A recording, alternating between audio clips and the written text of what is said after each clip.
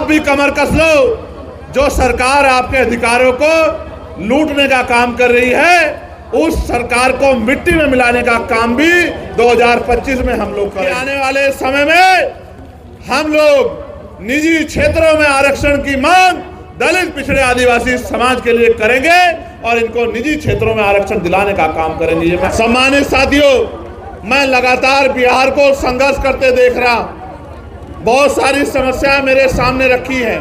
मैं आपको बहुत बड़ी गारंटी तो नहीं देता, क्योंकि इस गारंटी का काम तो देश के प्रधानमंत्री ने ले रखा है कि वो गारंटी बहुत देते हैं। वो तो इतनी गारंटी देते हैं कि इनकी गारंटी में कमजोर वर्गों के जीवन की गारंटी भी पीछे चली गई है। इसलिए मैं आपको एक ही गारंटी दे सकता हूं कि रोटी, कपड़ा, मकान, पीने के लिए साफ पानी, पहनने के लिए अच्छे कपड़े, अच्छी शिक्षा, अच्छी चिकित्सा और नौजवानों को, पढ़े लिखे नौजवानों को रोजगार, महिलाओं को घर पे कुटीर उद्योग लगा के रोजगार, ये बहुत कोई बड़ा काम नहीं है। मैं आपको गारंटी देता हूं, आने वाले समय में आप आजाद समाज पार्टी को अवसर देना। अगर 1 साल के अंदर ये काम करके नहीं दिखाया तो जो आप कहोगे वो बात हम लोग स्वीकार कर लेंगे। आप पिछले लंबे समय से कभी किस पार्टी को मौका देते आए हो? कभी आप किसी को बनाते हो, कभी आप किसी को बनाते हो, और 5 साल तक आप इंतजार करते हो कि ये नेता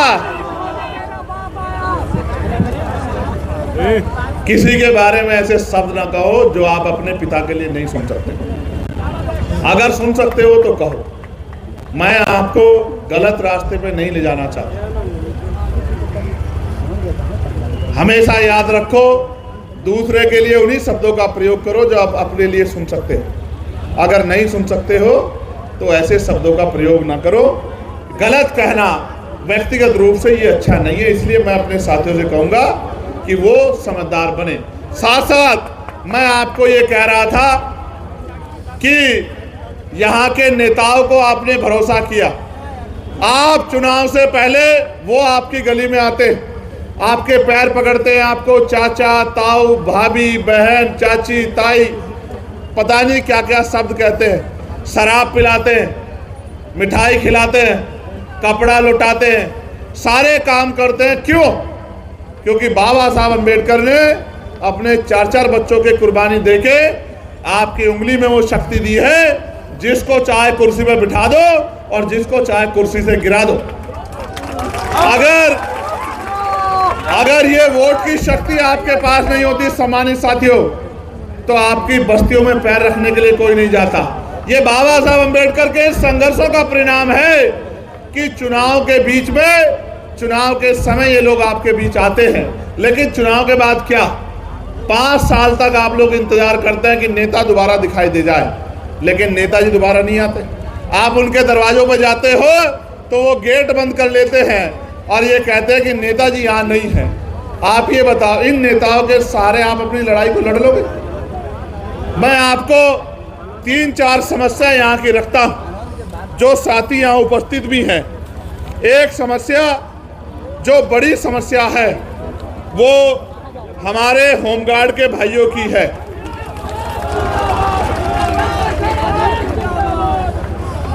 जो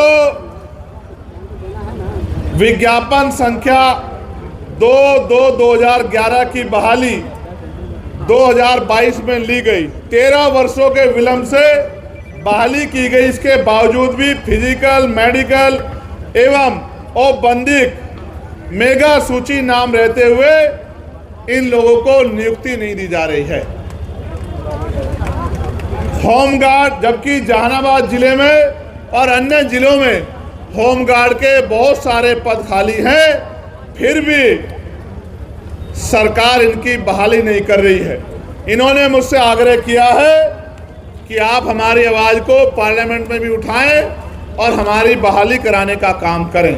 मैं होमगार्ड के भाइयों को विश्वास दिलाता हूं, मगर विश्वास दिलाते मैं ये भी कहना चाहता हूं, जब सरकार इतने बड़े पैमाने पर निजीकरण करेगी तो कल जो आरक्षण रूपी अधिकार हथियार आपको मिला है वो तो बेअसर हो जाएगा।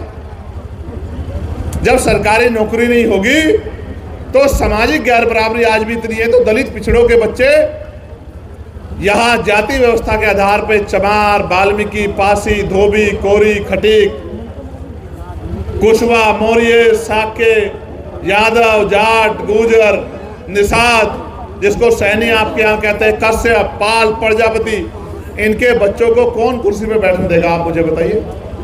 क्या आज देश में समानता आ गई है? तो इनके बच्चों को कौन कुर्सी पे बैठने देगा?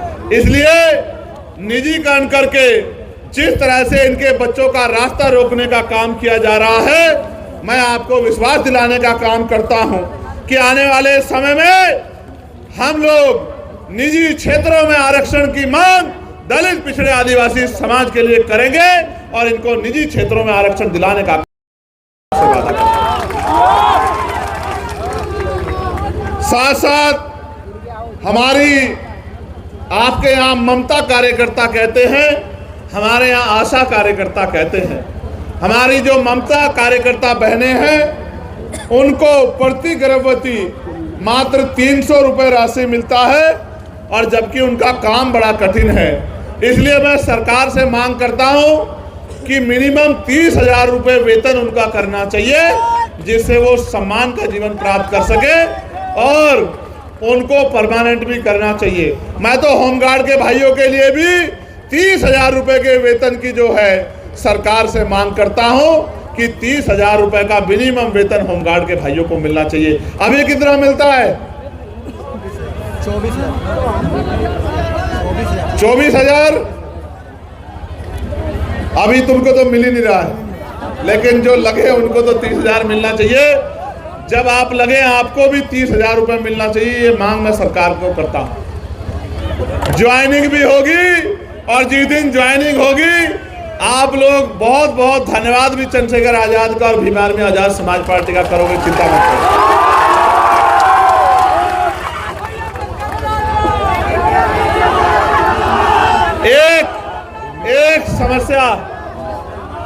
एक समस्या जो SC ST के कर्मचारियों ने मेरे सामने रखी है, बिहार सरकार द्वारा अस्थायी स्थानापन्न कार्यकारी व्यवस्था नियमावली 2023 के तहत रोस्टर स्थगित रखते हुए अनुसूचित जाति जनजाति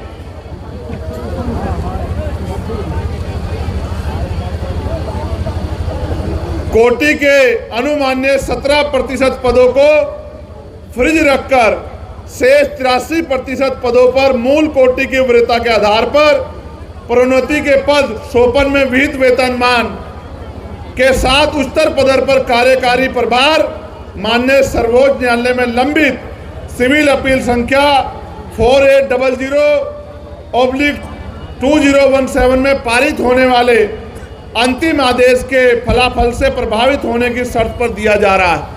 जबकि अन्य वर्गों के लोगों को आरक्षण का लाभ मिल रहा है। इसकी वजह से जब प्रमोशन नहीं हो रहा है तो बैकलॉग भी नहीं आ रहा है, ना नई नियुक्ति आ रही है और ना ही हमारे मूल पदों से प्रमोशन हो पा रहा है।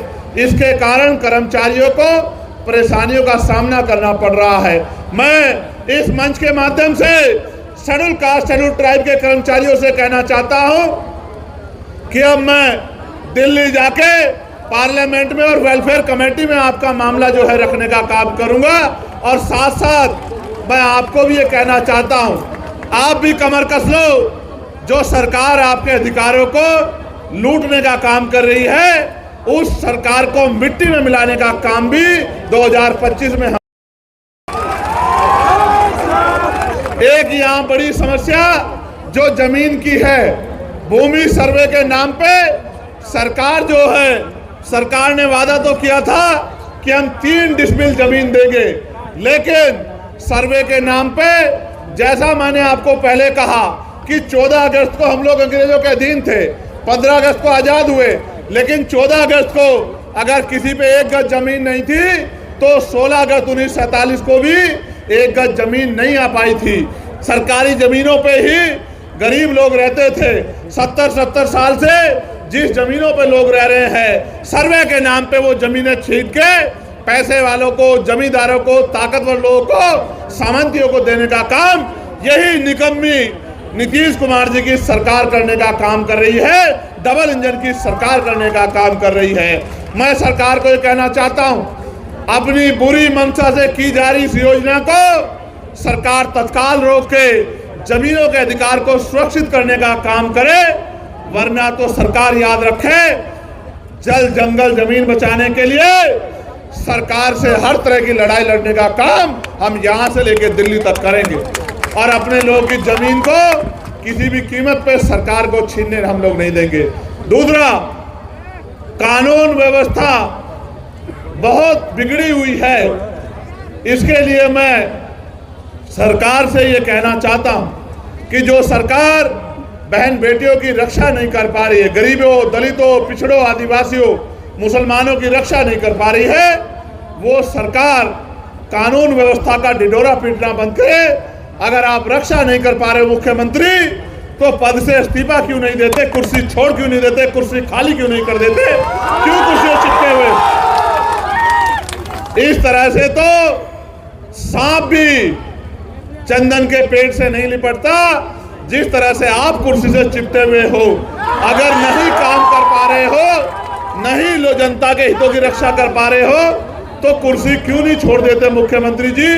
आपको सोचना चाहिए। जनता ने आपको इतनी बार मौका दिया और आपने हमेशा जनता को धोखा दिया। ये मौका मिलने पे धोखा का काम अब इसमें बिहार में बंद होने वाला है।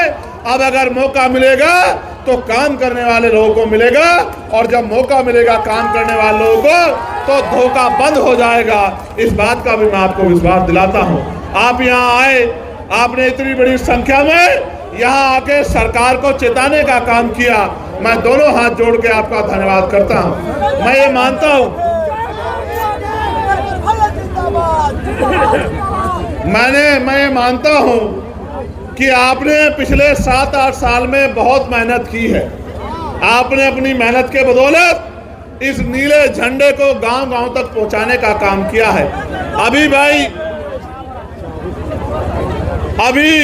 भाई ददन जी भी कह रहे थे, जौहर साहब भी कह रहे थे, अमर ज्योति जी और भाई कमल वालिया जी भी कह रहे थे कि अब आपकी परीक्षा का समय आ गया है।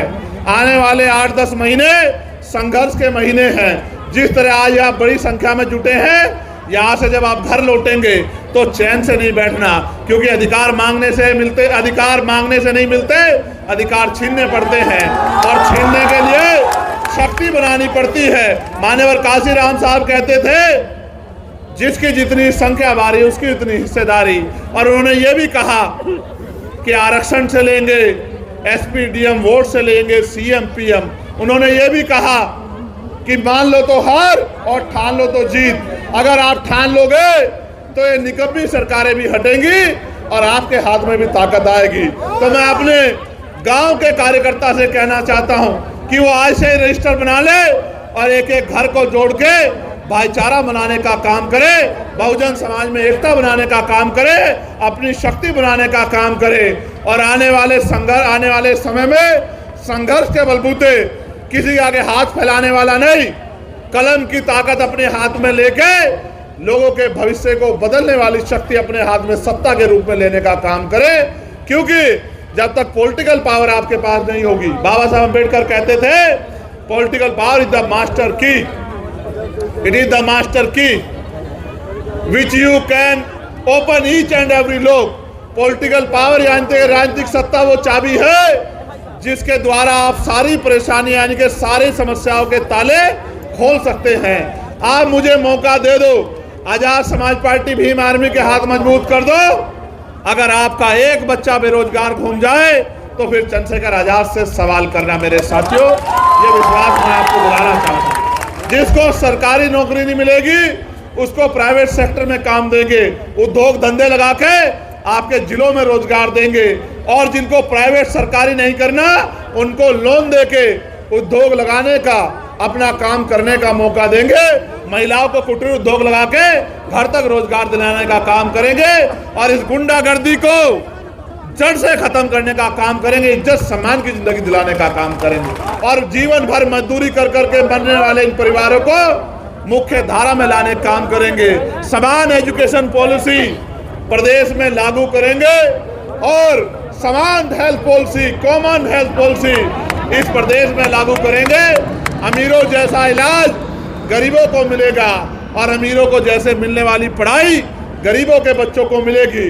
अपने बच्चों को अच्छी शिक्षा के लिए हर साल 1000 बच्चों को विदेश में पढ़ने के लिए भेजने का काम करेंगे और इस देश की सेवा करने का मौका देंगे। साथ साथ 2010 टोला सेवा संस्कृत बोर्ड के नाम पर अभी तक बहाली नहीं हुई है। कितनी समस्या बताओगे? मैंने आपको समाधान बता दिया है। हिम्मत करके आजाद समाज पार्टी भीम आर्मी के साथ खड़े हो जाओ, एक समस्या नहीं रहेगी और आप मांगने वाले नहीं देने वाले बन जाओगे।